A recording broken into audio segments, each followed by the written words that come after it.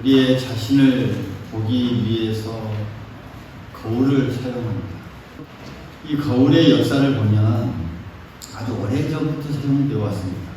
선사 시대부터 이 사람들은 자신의 모습을 보기 위해서 고여있는 그 물을 이용해서 거기를 들여다보면서 바라보고 또 돌을 갈아서 이렇게 자신의 얼굴을 비춰보았다고 하는 그 거울의 역사가 있습니다.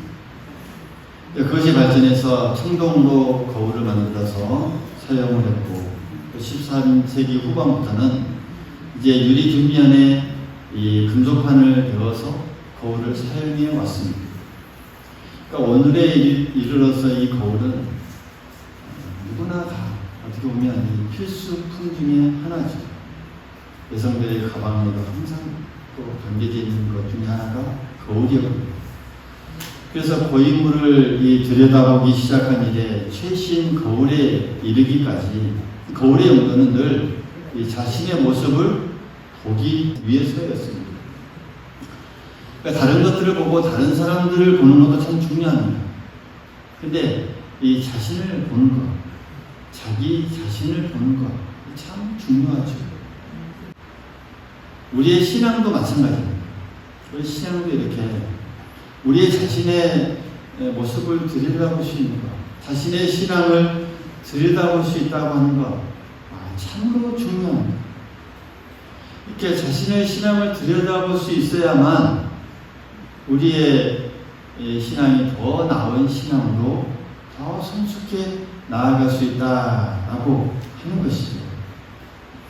고린도후서 13장 5절에 보면 너희는 믿음 안에 있는가? 너희 자신을 시험하고 너희 자신을 확증하라 라는 이 말씀이 있습니다. 너 자신을 보면서 과연 내가 이 믿음 안에 늘 서 있는가? 늘 우리를 자신을 들여다보고 또 들여다보면서 그것으로서 이 신앙을 확신하면서 나아가야 한다는 말씀입니다. 소위 너 자신을 알라라는 말씀입니다. 하나님 앞에서요. 하나님 앞에서 우리 자신을 더 알아야 한다는 것이죠. 지금 현재 내 신앙의 모습과 위치, 오늘 너 자신이 얼마나 하나님 앞에서 온전히 서 있으며 참 제자로서 늘 나아가고 있는지, 그리스도인으로서 바로 서 있는지 늘 우리 자신을 잘 지켜보고 알아야 한다라는 그런 말씀입니다. 학교에서는 늘 역사를 가르칩니다. 왜 역사를 가르칠까? 이 역사는 현재와 미래를 볼 수 있는 거울이기 때문입니다. 그래서 역사가 하나의 이 본보기가 되는 것이죠. 과거의 이 어떤 역사를 본보기 삼아라는 것이죠. 그래서 잘못을 되풀이하지 말고 더 나은 길로 나아가라라는 의미이죠. 오늘 우리의 신앙도 이러한 본보기가 필요합니다. 이미 그 본보기를 하나님께서 성경을 통해서 우리에게 보여주셨습니다. 이것을 잘 본보기로 삼아라. 그래서 그 잘못했던 그런 어떤 이 모습들을 되풀이하지 말라. 더 나은 신앙의 길로 나아가라. 라는 게 성경에서 우리에게 끊임없이 보여주는 그런 역사입니다. 오늘도 이 11절 말씀을 보면 그들에게 일어난 이런 일은 본보기가 되었다라는 것을 말씀해 줍니다. 본보기가 되었다는 것이죠. 이스라엘이 광야에서 하나님을 배반하고 우상 숭배하다가 하나님의 진노로 멸망당한 그런 사건이 있었는데 그 사건을 본보기 삼아서 다시는 그런 잘못을 하지 말라라는 게 오늘 이 본문의 이 내용입니다. 지나간 역사를 우리가 잘 들여다봐야 하는 이유가 거기에 있는 것이죠.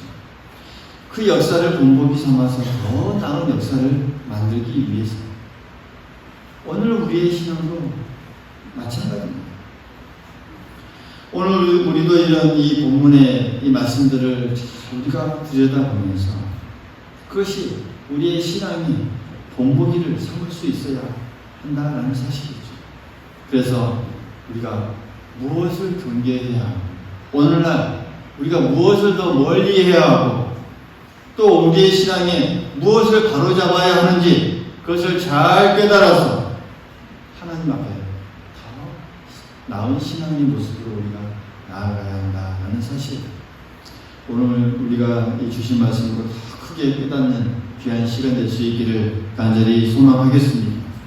오늘 말씀에서 우리에게 주시는 가장 큰 본보기 중에 하나는 먼저는 우상 숭배를 하지 말라라는 그런 말씀입니다. 할렐루야. 우상 숭배하지 말라. 단지 우리가 우상 숭배하면 그저 절에 가서 다른 신을 섬기고 뭘 갖다가 우리가 그 앞에서 피는 행위, 그걸로만 우리가 생각할 수 있습니다. 그러나 우리는 이 하나님 앞에 우상 숭배를 그거 이상의 모습으로 우리가 더 깊이 한번 들여다볼 수 있어야 합니다. 7절 말씀을 보면 그들 가운데 어떤 사람들과 같이 너희는 우상 숭배하는 자가 되지 말라라고 말씀합니다. 8절의 말씀 보면 우상 숭배를 음행이다라고 음행으로 표현합니다. 그러니까 하나님을 저버리고 다른 것을 섬기는 것, 이것은 하나님 앞에 음란한 행위와 같다라는 것. 마치 이 부부가 같이 살아가야 하는데 서로를 저버리고 다른 남자, 다른 여자를 섬기는, 다른 여자를 만나는 그 음란한 행위, 이것과 묘사하고 있습니다. 부부는 이혼하고 멀어지면 끝나지만 하나님 앞에서의 음행은 그것과 비교가 되지 않습니다. 그 결과는 참 어려워요. 오늘 성경 말씀 8절에 보면 하루 동안 23,000명이 죽는 사건으로 나타납니다. 그래서 민수기 25장의 그 시팀에서 그 하나님을 버리고 그 우상을 섬기는 음행의 결과로 그들이 연병이라고 하는 그 전염병에 걸려서 죽는 그 사건을 오늘 기록하고 있습니다. 그러니까 하나님을 버리고 다른 신을 섬기는 그 결과, 그것은 그들에게 멸망과 죽음으로 나타납니다. 우상숭배의 이 대표적인 사건은 우리가 잘 아는 사건이 있죠.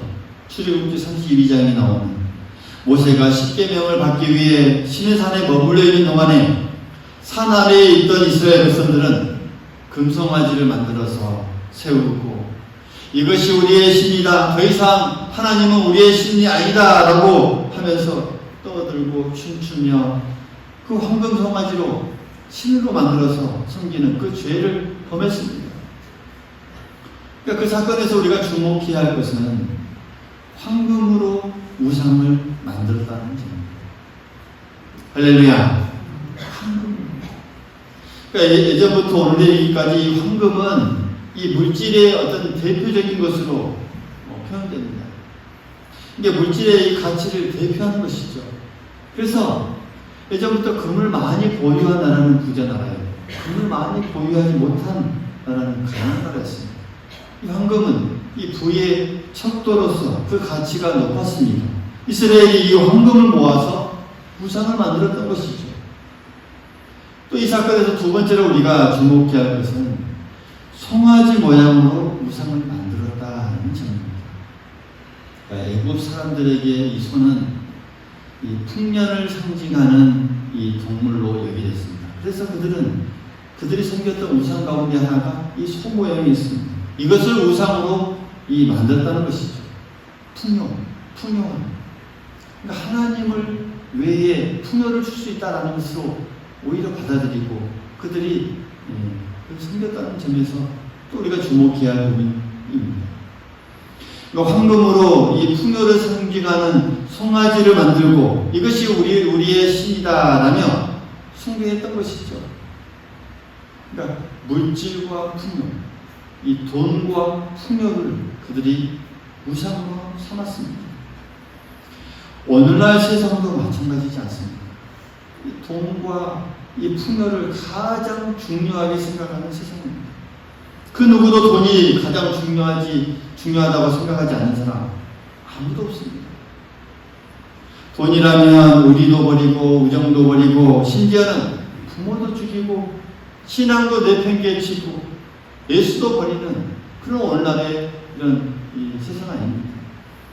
돈이 생기는 일이라면 주일도 상관없습니다. 돈 버는 일이라면 양심도 신앙도 다 버립니다. 그것이 바로 우상이죠. 만약 하나님을 섬기지 않고 다른 무언가를 더 섬기고 있다면 그 다른 무엇이 바로 성경에서 말하는 우상입니다. 다른 무언가. 그 다른 무엇이 세상의 가치관이 될 수가 있고 어떤 세상의 즐거움이 될 수가 있고 혹 잘 되고 싶은 어떤 우상, 돈이라는 우상, 또 현재 내 상황에서 만족하지 않고 다 욕심을 부리는 그 모든 것이 다 우상이다.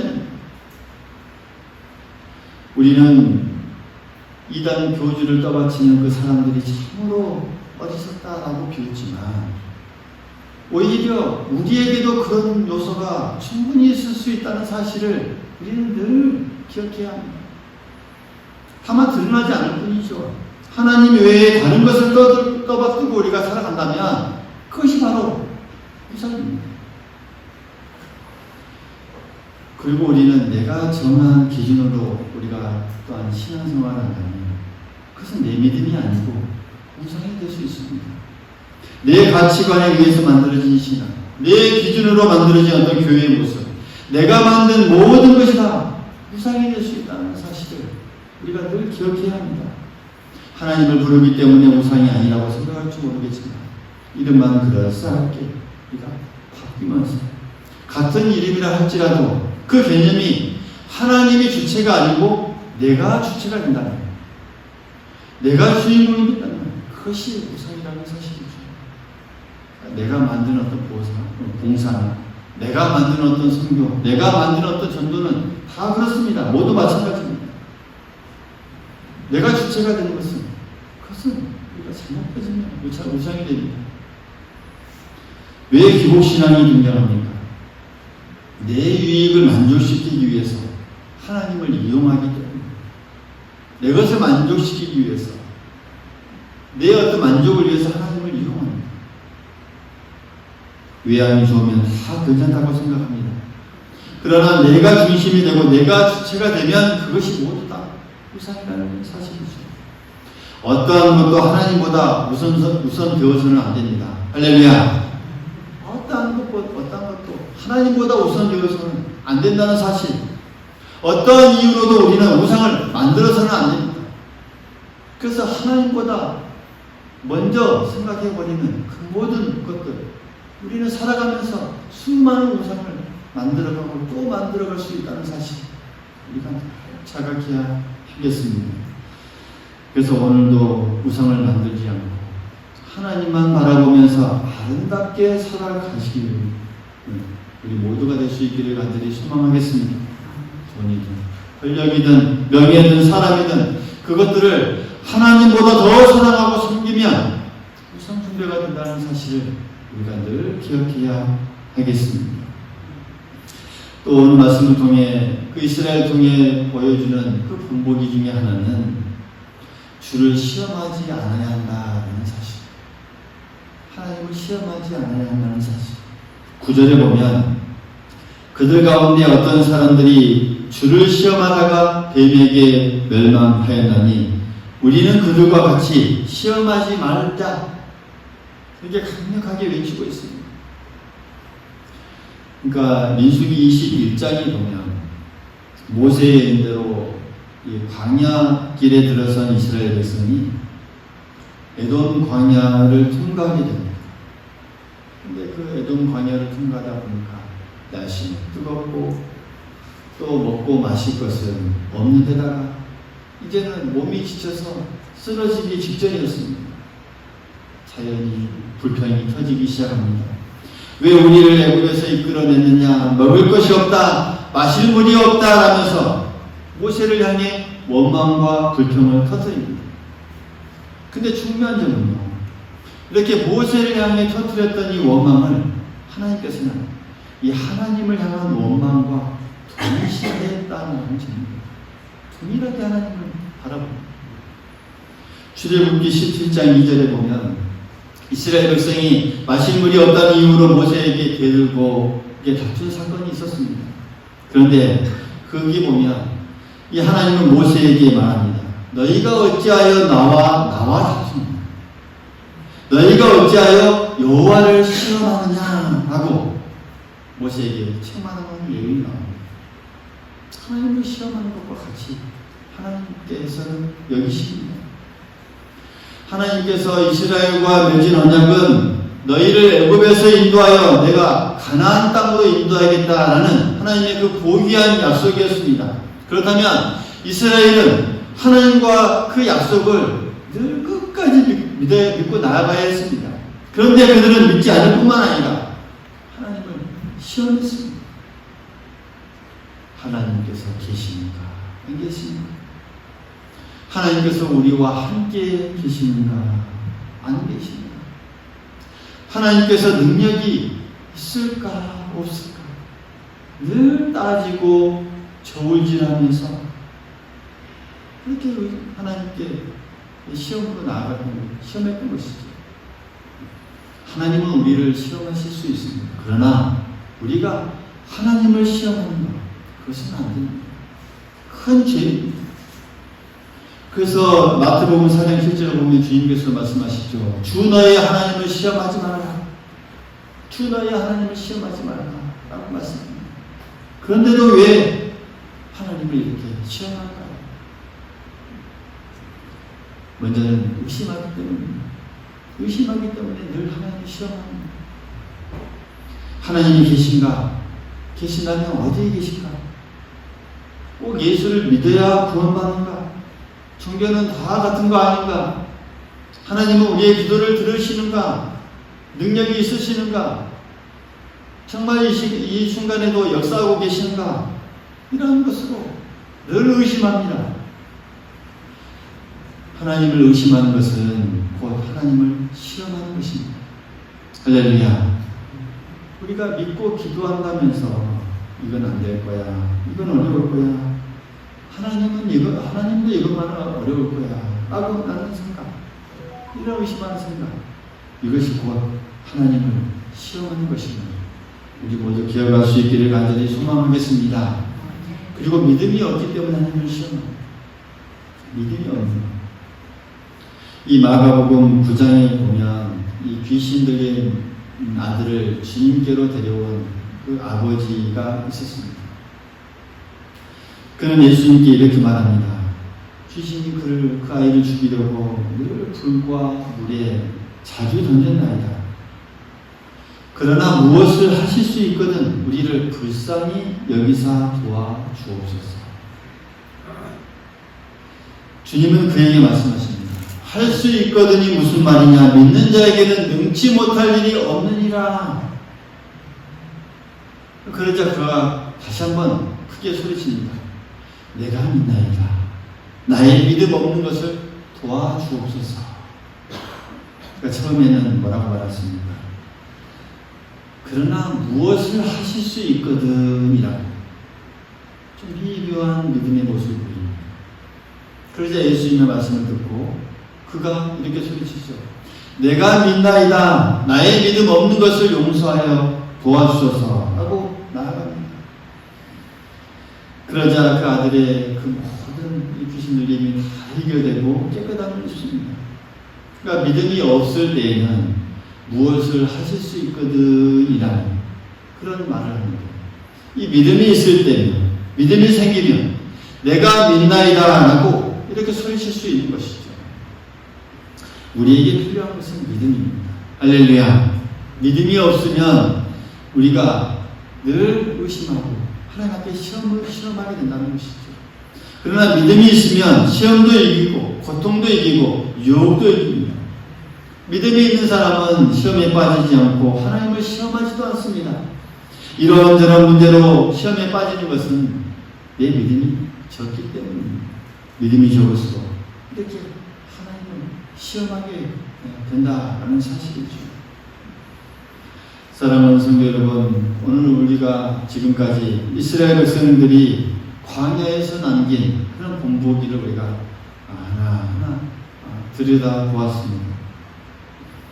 하나님 대신 우상 숭배하다가 이 멸망당한 이 본보기들, 하나님을 시험하다가 뱀에 물려 죽은 그런 이 본보기들, 믿음이 없어서 오히려 하나님을 시험하고 나아가고 또 의심했던 이러한 본보기들을 우리가 들여다보았습니다. 중요한 것은 그렇습니다. 우리가 이런 이 본보기들을 우리의 이 거울 삼아서 또 우리의 자신을 고치는 일입니다. 할렐루야. 우리 자신하고 곰곰이 뒤돌아보면서 이런 이스라엘 백성들의 이런 과오를 우리 또한도 지금도 똑같이 답습하고 있지는 않은지 우리 자신을 잘 뒤돌아볼 수 있어야 하겠습니다. 오늘 우리는 이 거울 앞에서는 그 신경을 가지고 우리가 우리 자신을 들여다볼 수 있어야 합니다. 잘 볼 수 있어야 합니다. 그래서 우리 자신을 잘 들여다보고 잘 꿰뚫어 볼 때 더 하나님께서 원하시는 그 신앙의 모습, 칭찬받는 모습으로 우리가 나아갈 수 있다는 사실을 우리가 늘 기억할 수 있기를 간절히 소망하겠습니다. 사랑하는 성도 여러분, 거울과 유리의 이 차이점이 있습니다. 둘 다 똑같은 것으로 만들어집니다. 그런데 거울과 유리의 이 차이점은 똑같은 유리인데도 거울은 앞이 보이지 않습니다.